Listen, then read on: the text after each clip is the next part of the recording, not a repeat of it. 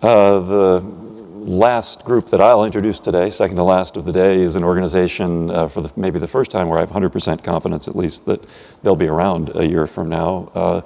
Today's this presenter from IBM is going to tell us a story of flying water bottles.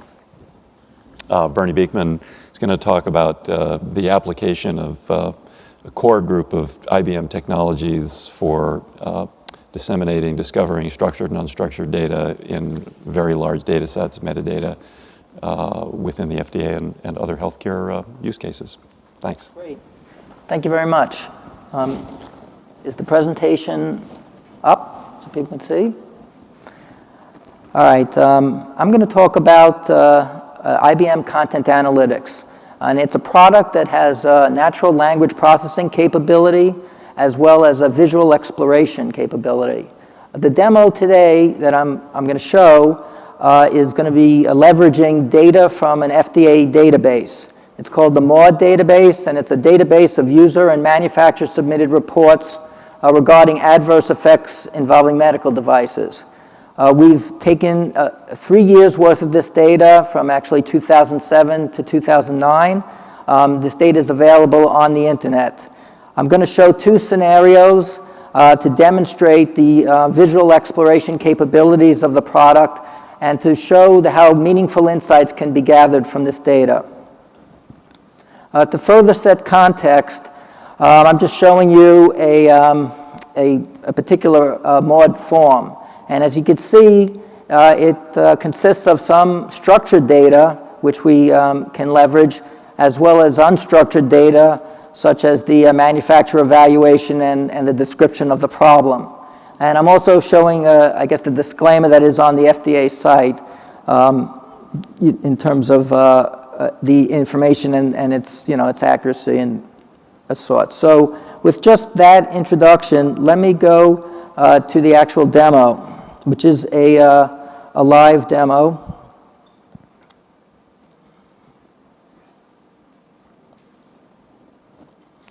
All right, so what I'm showing right now is what's called the documents view. Each sort of section is a separate, from a separate report, adverse report. And let's say we want to start to begin the analysis. So I'm going to look down at a set of facets. And facets are dimensions that we can use to kind of slice the data. I'm going to look at generic name of a medical device, and then I'm going to go to a deviations view.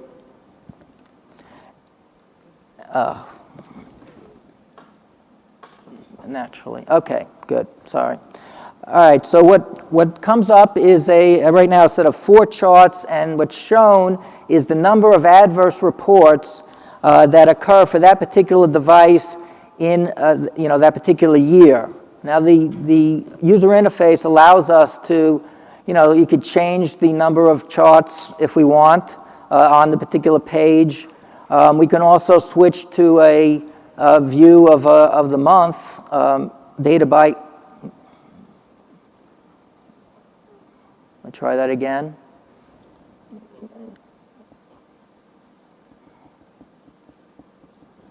Naturally. 2 days worth of booth duty and not a problem. Okay, let's see.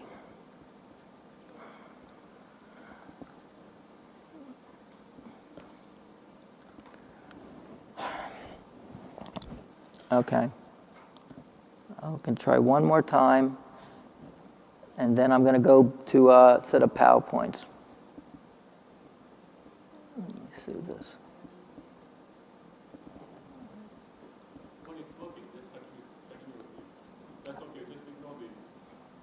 I don't think it can. Let me see. I've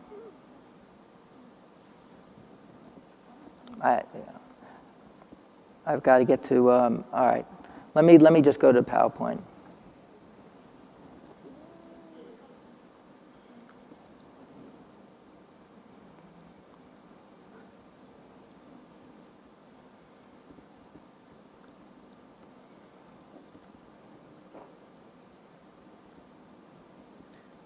All right, so I started with the document view. I said 3 years in terms of the corpus. What would happen is I did select device information, and I select generic name, and I did press the deviations tab. So you saw this already. This is, again, deviations is showing an unexpected spike in the number of adverse reports for that particular year. All right, so the next thing what I want to do is I did show you that I could change the charts per page, and what I wanted to show that I could also change the month. And this is sort of a screen capture of those devices and a month view in terms of the number of adverse reports. Now, the other thing you can do is you can filter in terms of the devices that you want to look at. And so I'm going to type in infusion, and in the filter box you should see that it's typed in, and what it does is it limits the screen to just the infusion devices. And in this case, I'm interested in analyzing what are the adverse reports about, say, an infusion pump. So I would change the chart back to 1 per page, and then what I would have is the adverse reports for that infusion pump over the months. Now, as you can see from the deviation chart, there's a spike. It turns out in April of 2008. So what the tool will allow you to do is select 2008, the April of 2008, and then do what's called an add to search. And what that does, it'll bring down the number of documents that are now considered to its 708, which happens to be the number of adverse reports about infusion pumps in the month of April of 2008. And so the next thing that we do is we want to try to find out, okay, well, what is causing those adverse conditions? Is there something that we can look at maybe from the natural language processing aspects to further understand what is happening? And in this case, as you look on the left of the diagram, we go to what's called the phrase constituents, which is part of our natural language processing, and we can look at pressing on a predicate phrase and then go to a verb-noun combination. And what that does is if I also press the Facet view, it starts counting those combinations of word phrases that occur within the subset of documents that I have now searched on. So within the April 2008 time frame for infusion pumps, this is a set of frequency of these phrases that are being used. And then the next thing what I do is I want to sort by correlation, because correlation is actually more important than the number of counts. We're looking at word phrases that are highly correlated in this subset of data. And what we find out is that deplete battery, which occurs 126 mentions in the corpus, again for this subset, is highly correlated, as well as, and we see there's damaged battery and we see there's failed battery. And what we do is we essentially check each of these and then we can add that to the search.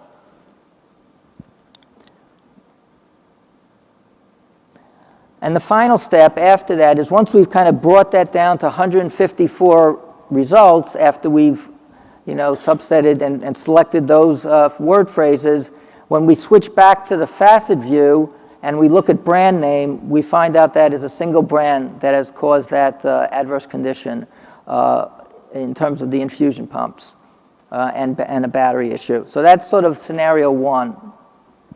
And it turns out also that the FDA did recall that device in 2010. Okay, so another scenario, I'm going to look at a different scenario. It's going to also kind of drill down into the data, and it's going to look at some different capabilities of the tool. So I'm going back to sort of the document view, list of documents, but in this time, I'm going to pick a Facet pairs view. And what the Facet pairs view is, it looks at correlation between different facets. And in this case, the two facets are the generic name, which I was using before, as well as the patient outcome. And so what we find out when we look at this, and we look at the correlation of those two factors, we find out straight away that a glucose monitoring devices had a high correlation with life-threatening outcome, something that's clearly worth investigating. So again, we can select that grid point, and then we can add that to the search. And if we go back and look at at a particular event type, Facet, based on that subset of documents, we find out that injury outcome was prevalent in almost all of those cases. Definitely something that's worth looking at further. So again, we want to try to figure out, maybe from the natural language aspects or through searching through the text, some clue as to what may be causing the problem. We have the capability to do searching, and in this case, we're going to look at what people are saying about the device. So we basically put words like allege. What are they alleging? What are they accusing? What are they claiming? And we add that to the search criteria. And we bring down the number of documents. It was, I guess, from 3,700 or so to 2,867, which is still a lot of documents to try to go through to try to figure out what the issue is. So what we do is we can go in and actually look at, let's say, the first document on the list here and try to read through the text to get some further clues. And so what happens if you go through the text, you can see that, let's see, the user patient contacted LifeScan alleging that one-touch ultrameter would not power on. So power on is something that can alert the analyst and say, well, maybe this power on problem is something that's appearing across more than just this one particular report. So then you can go back to your search criteria, and in this case, you put the exact phrase, which is power on. And then you search. And in this, we've now gotten down to 263 documents, which is obviously more manageable. And then finally, we can go back to our Facet view and select a brand name and see again, is this an issue across brands or just a single brand? And again, in this case, we see that it's a single brand that has this power on problem. So those are two examples of starting from a sort of 363,000 documents and through the leveraging the toolkit here, able to pinpoint potential problems that bear further investigation. And that's my demonstration. Any questions?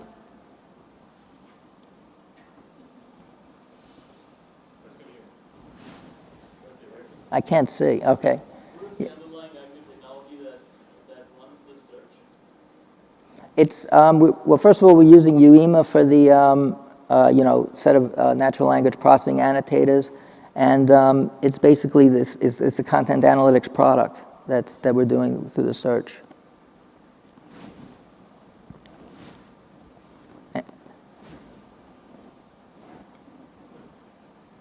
Okay, thank you very much.